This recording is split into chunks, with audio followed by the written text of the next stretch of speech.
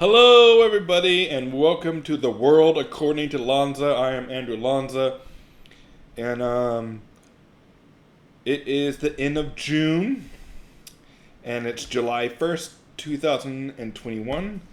And on tonight's episode of the world according to Lonza, I'm going to be reading my essay about pre-code films and be talking about some cool directors. James Whale, since for one, last month was Pride Month, and everybody might not know that James Whale was one of the first openly gay directors in Hollywood.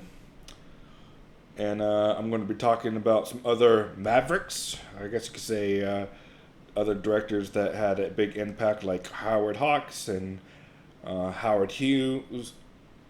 Obviously, I talk a lot about Howard Hughes. He's a cool dude or crazy playboy. He was he liked the ladies, and he was a very influenced in aviation. So I talked about him a little bit in my last video, and then we're going to talk about Clark Gabriel matching up with Jean Harlow, and why I think pre-code is a cool way to watch early cinema. And just remember, it takes place in the world of cinema from 1929 to 1934, or roughly 1930 to 1934. Because after the 1934, things got a lot more stricter, and directors and producers and writers and actors and artists couldn't really produce everything they wanted without some censorship. So I wrote an essay, and I'm pretty much going to read the essay tonight, and then I'm going to read some more poetry that I like. I feel goes with the essay, or just some fun poetry in general. So I hope you enjoy that. So here's my essay, and I think it is helpful to you, and I'm going to read it. Hopefully, it's helpful to you to get more information about pre-code cinema.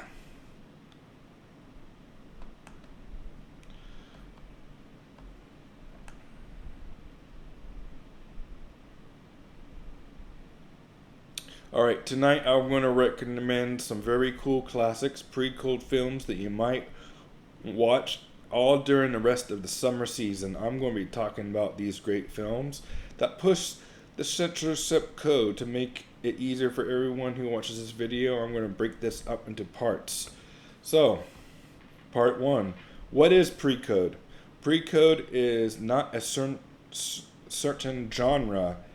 It doesn't have to be a crime film or a gangster film. There are a lot of, in particular, there are a lot of pre-code movies.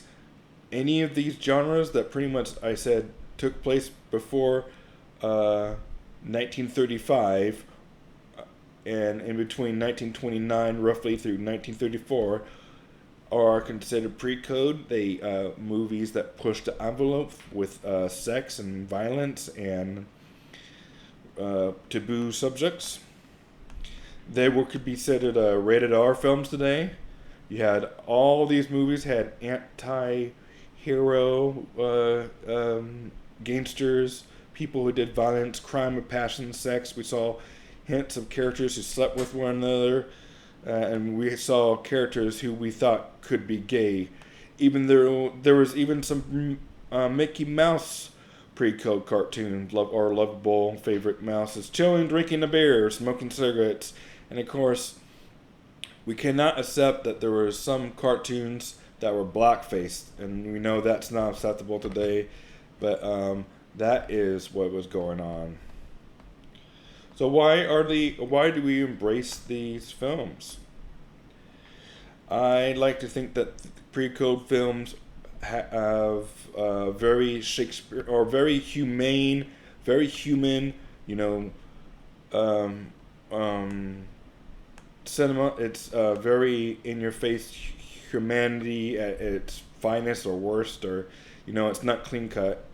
But I mean, it's just human beings living their lives, making their mistakes. Maybe some redemption, maybe not redemption. It might sound like everything's screwed up or everything's screwed or fucked or whatever. And it is during the real life. I think these movies came out during our Depression era. People were having a hard time finding jobs, and it was before World War One.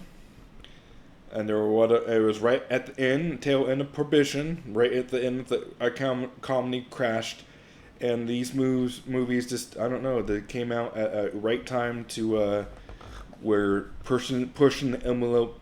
In some way, I think people went to these films a lot because they escaped from their own problems and watched somebody else's problems unfold. In my opinion. They are very escapism.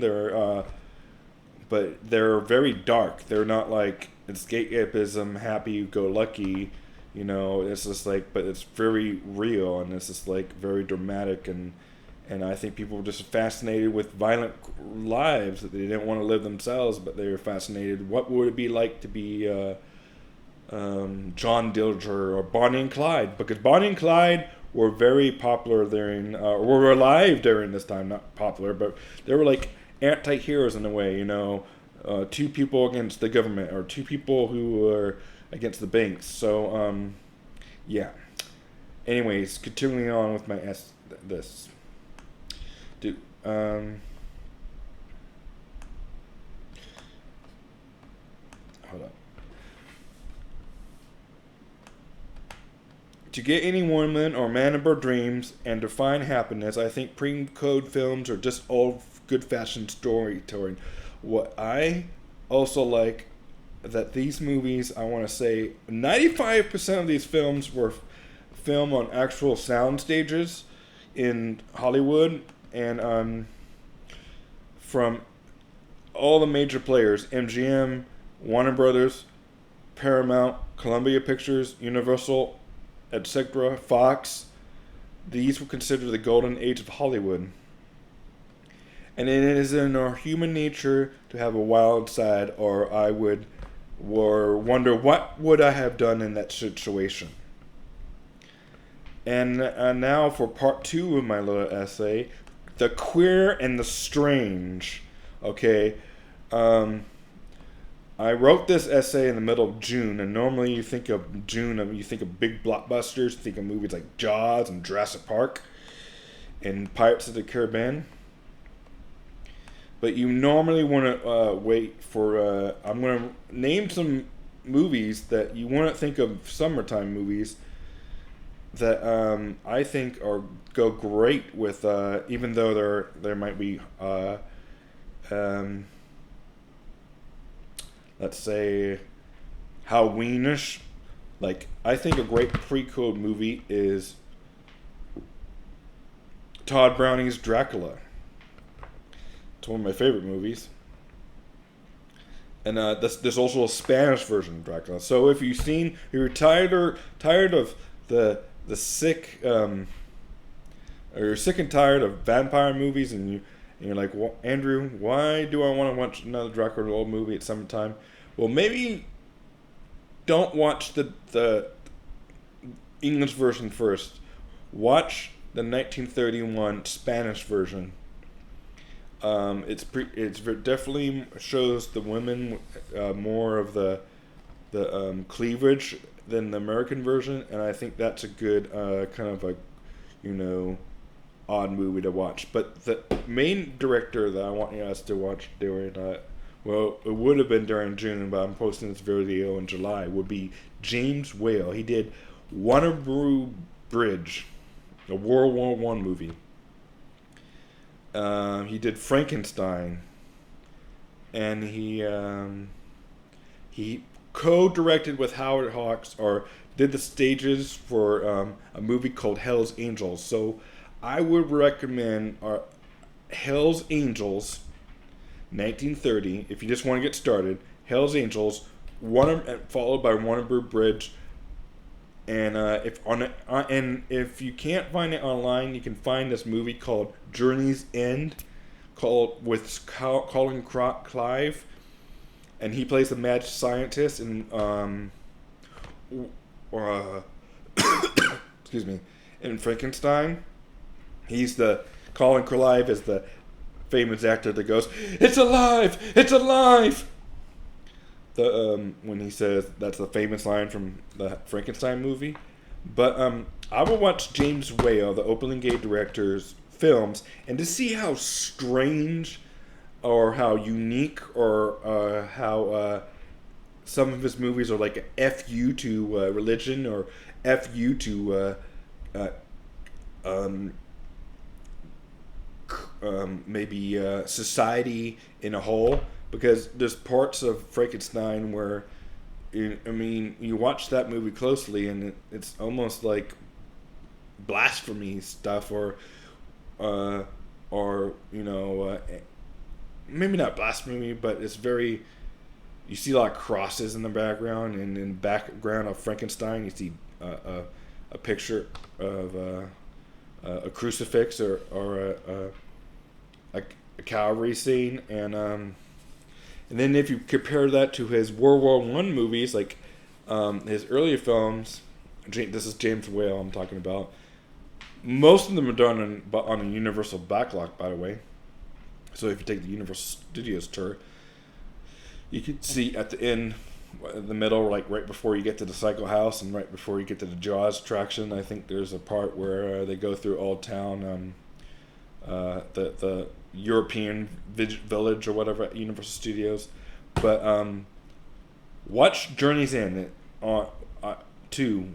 Watch Hell's Angels, Journey's End, Frankenstein, all three 1931, and then he does the Old Dark House in 1932.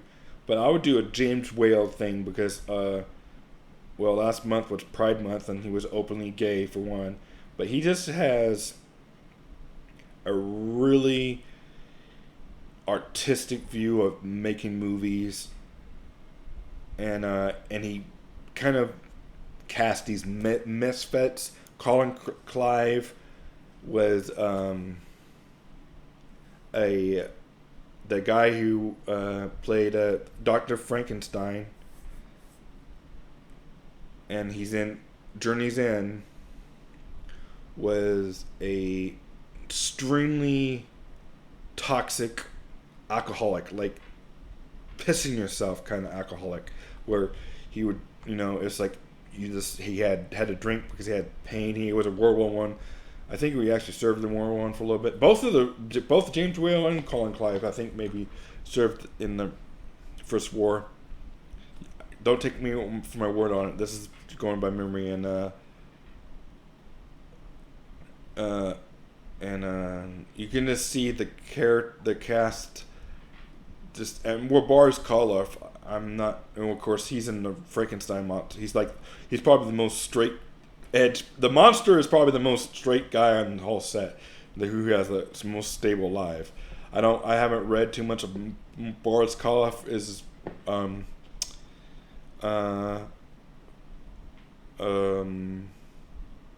biography, so I wouldn't know.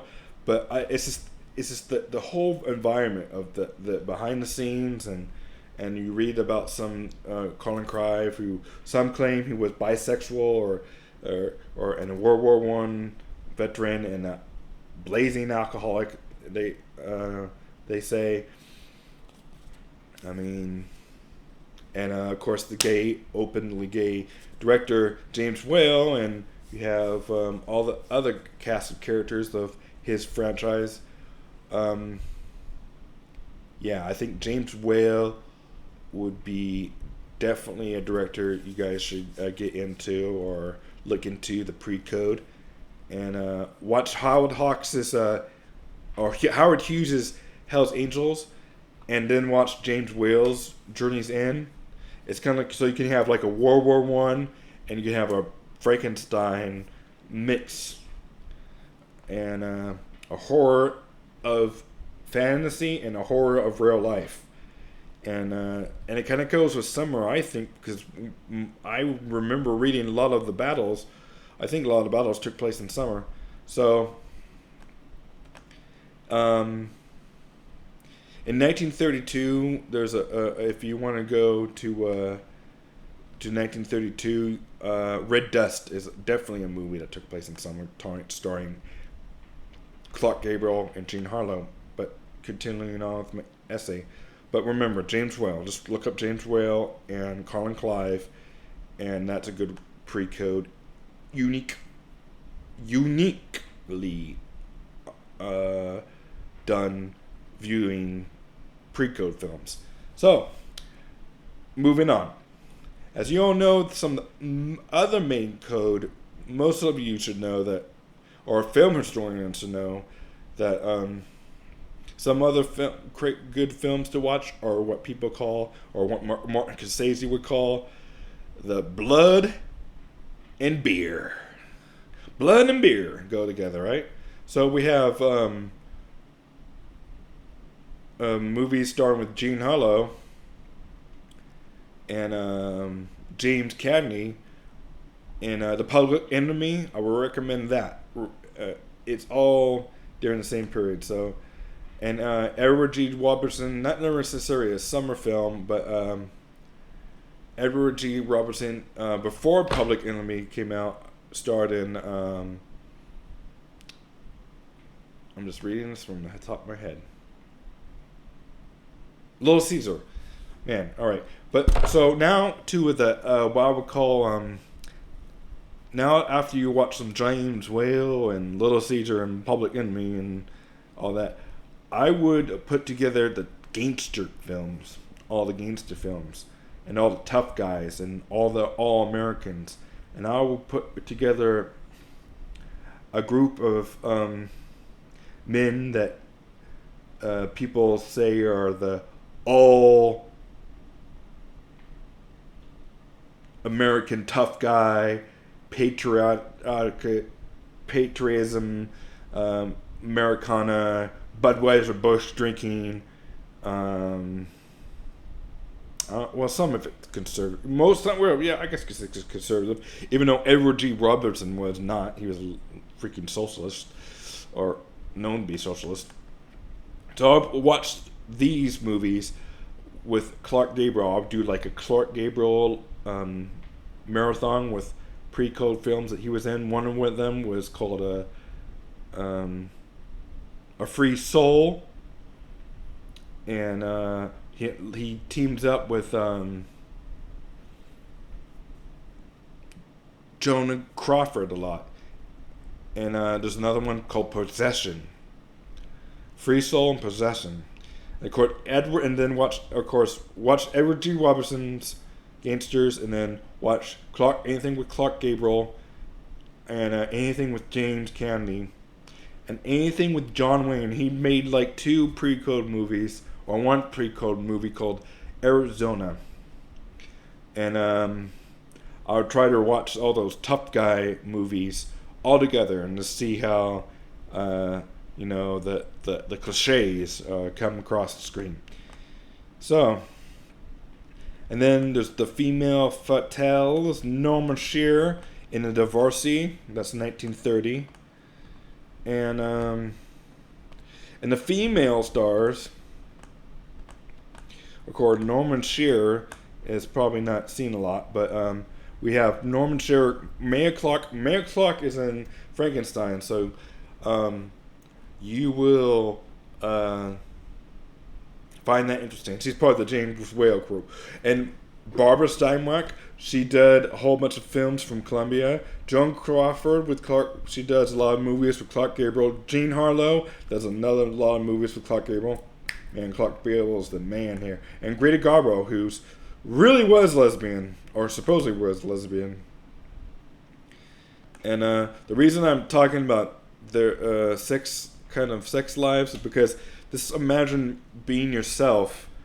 We make it a big deal today, or some people think it's a big deal today, and with all the stuff going on, and or can you just imagine Just imagine 1930s trying to be yourself. So let's see here. Yeah.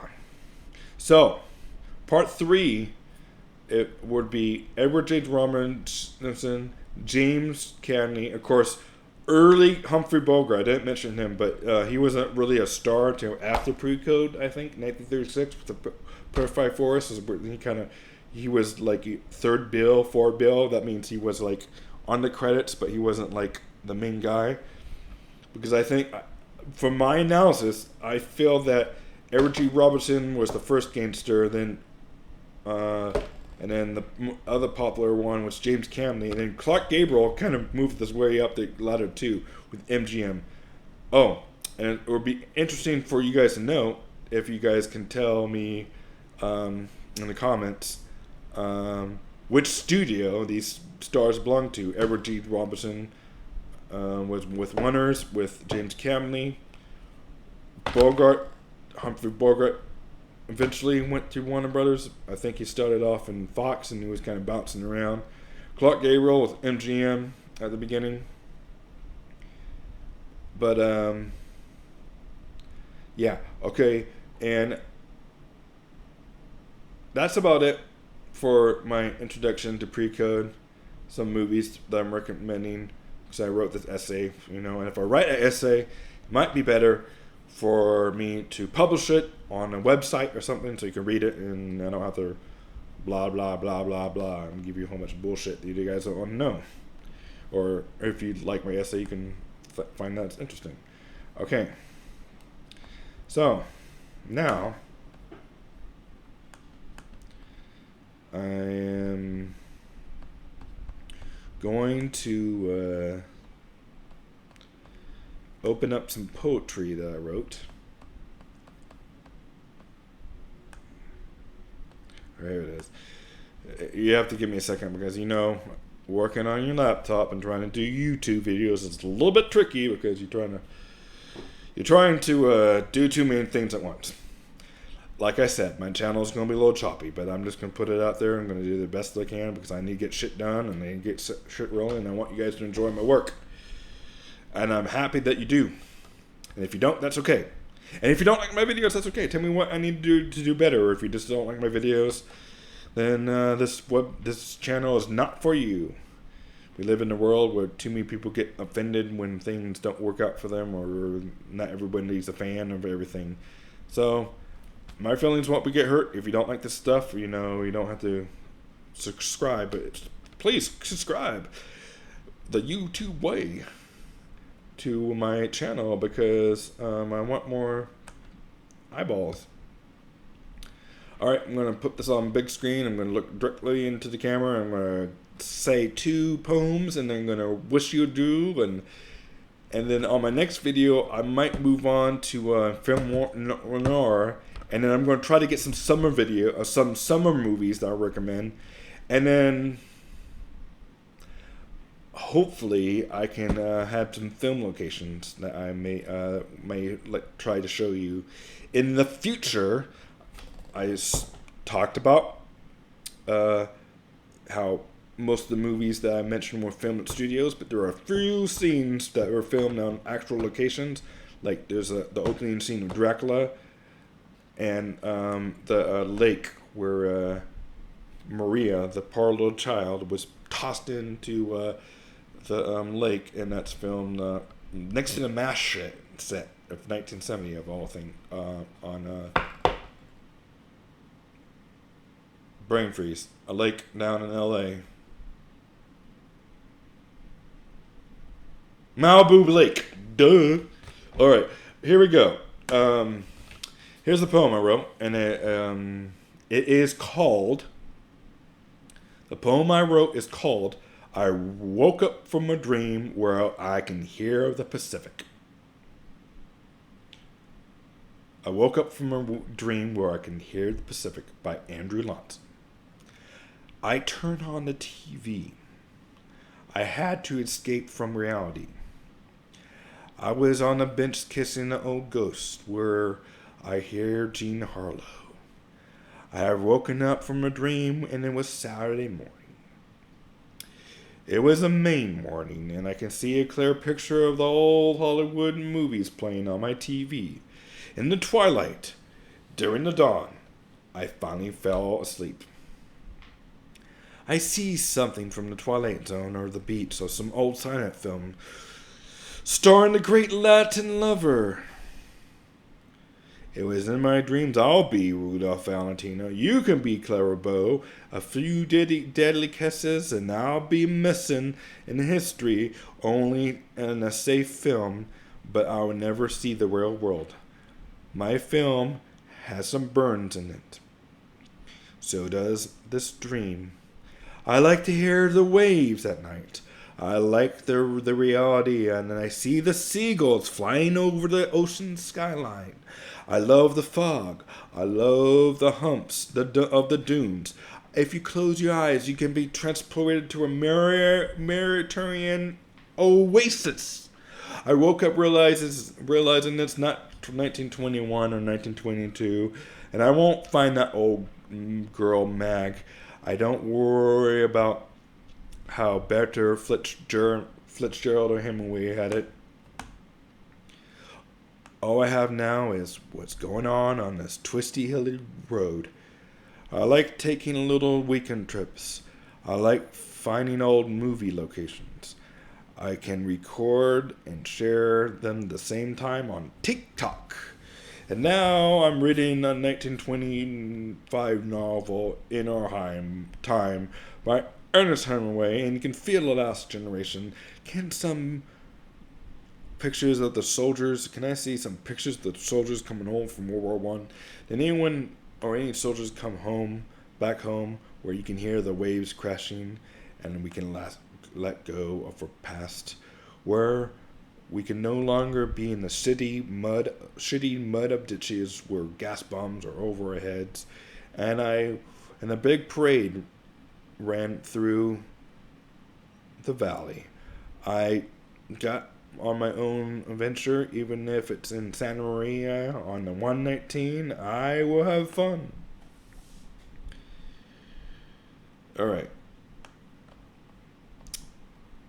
And if I I might have read that poem before, but it's been a while since I'm trying to make these videos, so let me find a good one. Okay, this is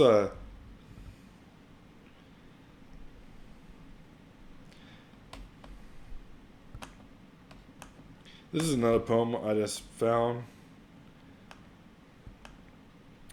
on my internet or on my Word, and then this is the last poem of the night, and I'll send this video off into the world of the internet. Okay, looking at the hills of tranquility, do I live for today, or am I just a guy with everything and nothing to gain? I feel like my mind can drive me crazy. However, I do feel sane. I am happy to say that I feel the climb. I feel this tranquility, this ease of my mind. I feel the light, even though it is a very light breeze. Oh well, so long. I need to get going. I need to get somewhere. Maybe I could get rid of my fears. I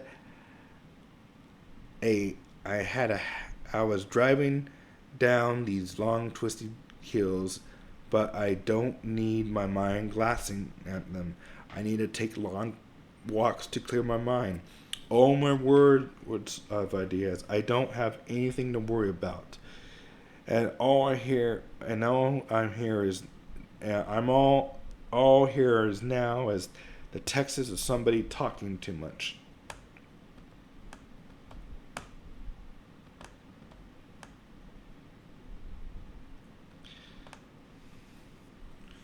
Okay, that was it.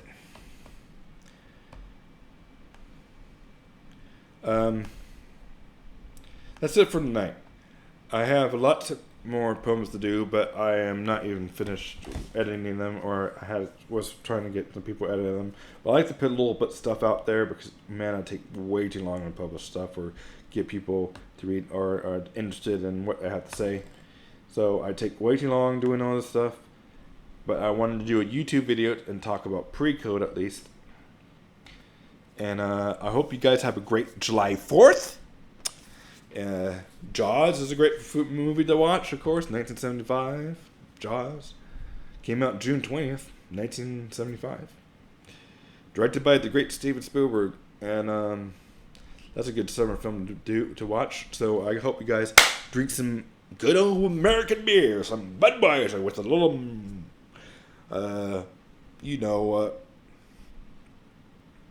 American flags on it. No, just kidding. You don't have to drink beer. Have iced tea. Enjoy life. Do you. But, in the meanwhile, if you're a fan of this channel, please hit the sub button.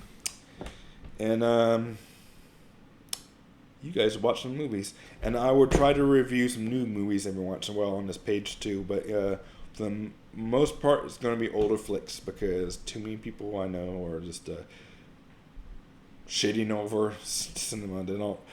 They think everything's all woke and broke and a joke and whatever. But I don't.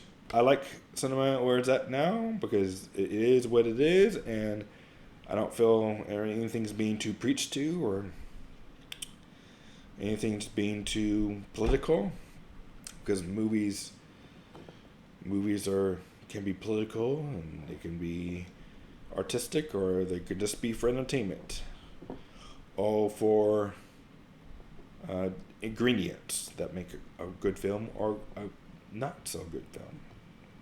And remember, on this channel you have the right to dislike anything I say. You have the right to not like my recommendations. And you have a right to think what you don't have to agree with my opinion. That needs to be said in this day and age because too many people are Twitter-ters going on twits. Anyways, enjoy the pre-code cinema. And enjoy the classic black and white cinema. The only recommendation I would really make is try to watch these films at night during the summertime, and have or during a room that's truly dark, and turn off all the lights. Not because you're trying to be scared or anything, because you need to have and you need to have focus. There are like an hour and 10 minutes. Most of these movies are like an hour and 40 minutes at tops. 2 hours is a really long one. But sit down, don't take too many bathroom breaks, and just watch the movie. Have a glass of wine or iced tea or champagne or something. Just be in a relaxed mode. Don't be thinking about, you can't be on your phone. No phone. No zone in the pre-code. That's just my FYE. If you want to know all the information, go to ibm.com and look at movie locations. That's what I do. I kind of do it like a student. So you want to know where I get my information. Research. Take it a little bit more like when you watch old cinema, don't just watch it, like you're watching Netflix and chill. Watch it with a little bit of insight.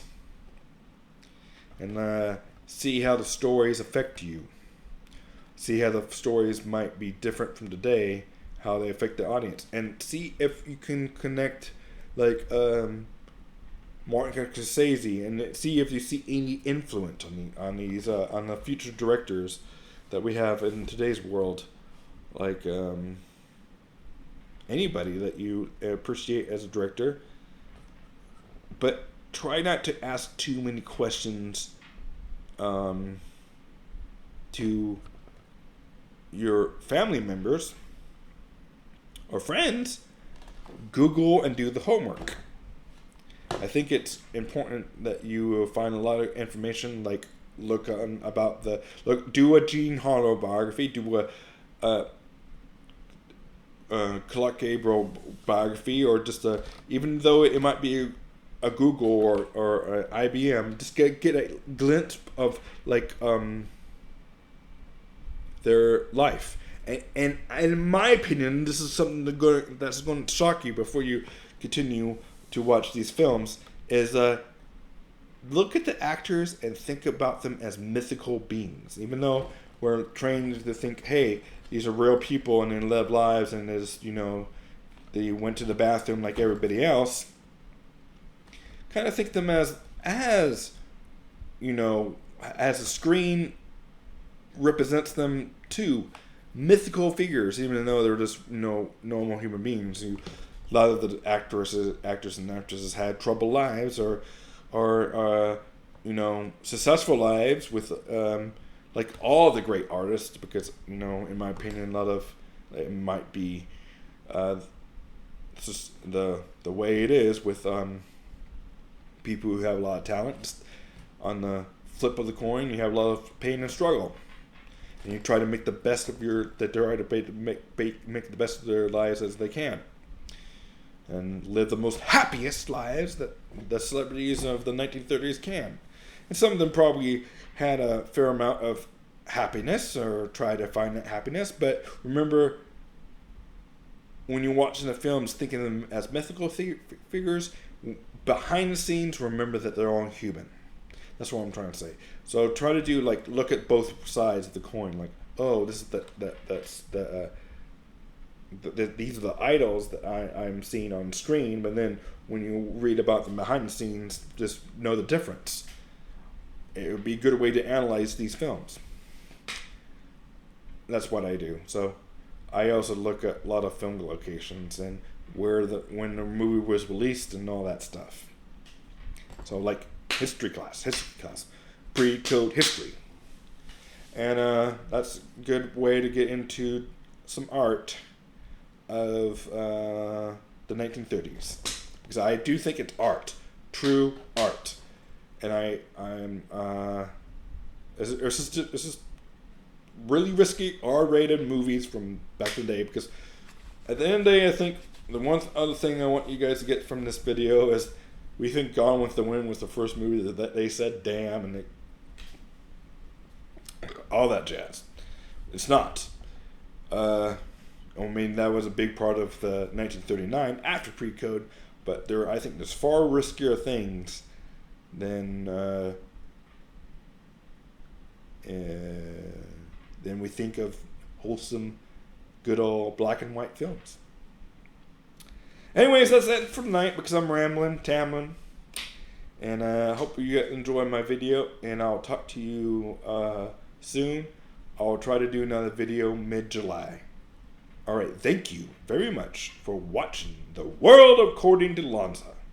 I'm out. Have a good night. Bye.